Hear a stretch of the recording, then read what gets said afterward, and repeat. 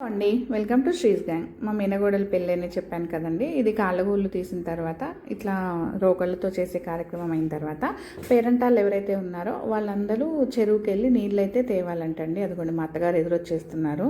అయితే ఈ తెర ఉంది కదా, తెర కింద మేము నడవాలి, కానీ తెర ముందు ఉంటుంది, మేము వెనకుంటాం అనమాట. అయితే 5 బిందెల్లో నీళ్ళు తీసుకొచ్చి ఆ నీళ్ళతోనే పెళ్లి కూతురు స్నానం చేసిన తర్వాత అప్పుడు రెడీ అయ్యి మండపానికి వెళ్ళాలన్నమాట. ఇది ఆచారము. అయితే ఇప్పుడు వాళ్ళకంటే ఇంటి పక్కన చెరువు ఉంది కాబట్టి సరిపోయింది. ఆంధ్రాలో చాలా వరకు ఊళ్ళల్లో చెరువులు ఉంటాయి కాబట్టి తెచ్చుకుంటున్నారు. లేని వాళ్ళ సంగతి ఏంటి అని అడిగాను నేను. అంటే అప్పుడు ఒకవేళ సిటీలలో కానీ చెరువులు లేనప్పుడు వేరే వాళ్ళ ఇంట్లోంచి 5 బిందెల నీళ్ళు తీసుకొచ్చి పోయాలంటండి. అదనమాట. ఇప్పుడైతే మేము చూడండి చెరువు దగ్గరకు వచ్చేసాము. జస్ట్ వాళ్ళ ఇంటికి ఒక 150 మీటర్స్ దూరంలోనే చెరువు ఉందండి. పేరెంటాళ్ళం 5 ఉన్నాం. అట్లా కొంతమంది మెల్లేసి అయితే చెరువు బిందెల్లో నీళ్ళు తీసుకొచ్చాము. ఈ చెరువులో గుడి ఒడ్డుకి ఉంది కదండి, ఇది చాలా ఫేమస్ అనమాట ఆ ఊర్లో చెరువు.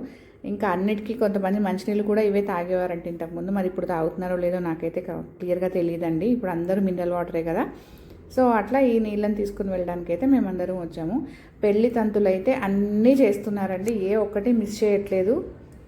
నేను కొన్ని ఇప్పుడు ఇట్లాంటివన్నీ నేను చూడడం అయితే ఫస్ట్ టైం కదండి. నాకైతే మంచి ఇంట్రెస్టింగ్ ఉన్నాయన్నమాట.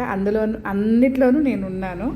ఎందుకంటే పెళ్లి కూతురు మేనత్తని అంటే మేనమామ పెళ్ళని మా అక్క నేను కంపల్సరీ ఉంటామండి. వాళ్ళ మేనత్త కూడా అన్నిట్లోనూ ఉన్నారనమాట. Blue colour sari.